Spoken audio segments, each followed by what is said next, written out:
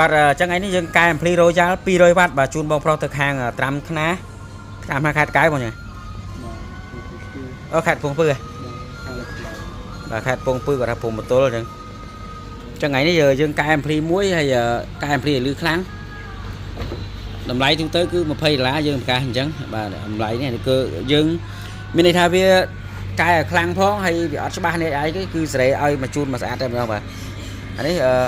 ភ្លើងធ្លាក់ភ្លើងអីហ្នឹងលឺស្អាតវិញហើយបាទហើយលេមអីយើងលេងតែលេខ1លេខ2អីគឺលឺខ្លាំងហើយបងគាត់កែឆាង2អញ្ចឹងគាត់យកមកទាំងឆាងដោយសារគាត់ជិះឡានមកទេអញ្ចឹងអានេះបដូលគាត់មកដល់ទីតាំងអានេះខ្ញុំសាកបដូលហើយចាំយើងសាកពេលចាប់បញ្ចូលឆាង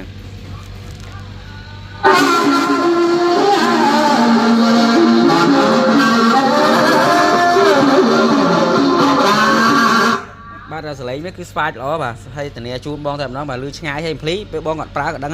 យកទៅវិញគឺខុសដៃបណ្ដោយបាទមានតែបើកញូសទៅសលេងស្វាចហើយលេងសំឡេងល្អហើយ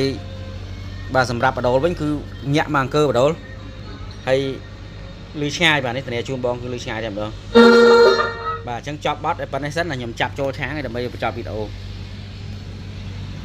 បាទថតពេលចូលឆាងបន្តិចសិនបាទអញ្ចឹងថ្ងៃនេះគឺខ្ញុំបានថ្ងៃមុនខ្ញុំគ្រាន់តែទាហោឲ្យបងមើលហើយបងថាគាត់ថាឬរ៉ារ៉ៃអញ្ចឹងខ្លាចនេះមិនវានេះវាប៉ះមួយស្នូលក្នុងអញ្ចឹងយើងរឹតទៅខ្លាចវា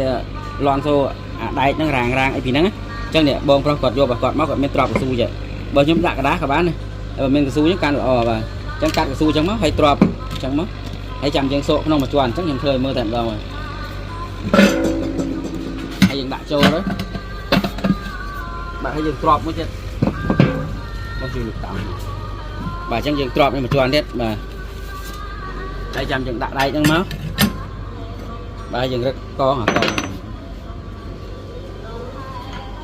អញ្ចឹងវាមានតែប៉ុណ្្នឹង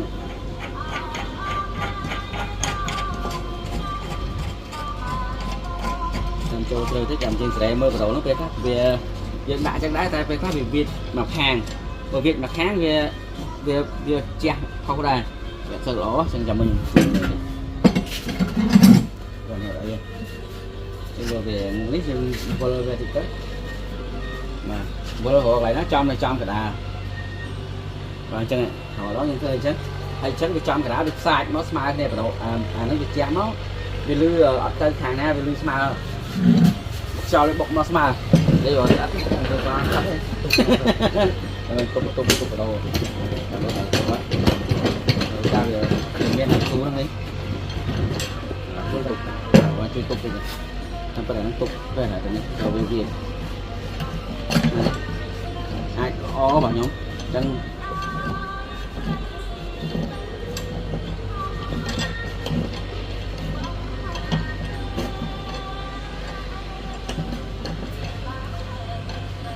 យ៉ាបាទmua đợt đáបងមិនលងអញ្ចឹងអាចលឺរាងដោយសារអស់ហ្នឹងចឹងហ្នឹងបងប្អូនមានប៉ុណ្្នឹងទេអាមួយទៀតខ្ញុំធ្វើអញ្ចឹងឯងមកធ្វើនេះ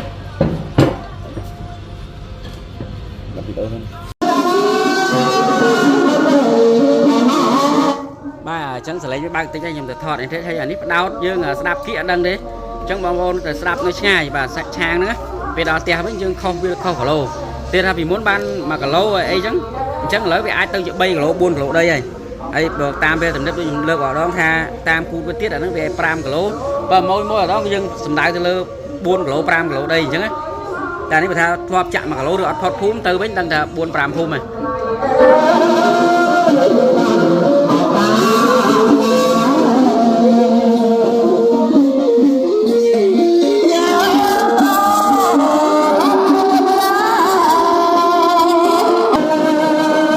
បាទអញ្ចឹងអរគុណច្រើនជំរាបលា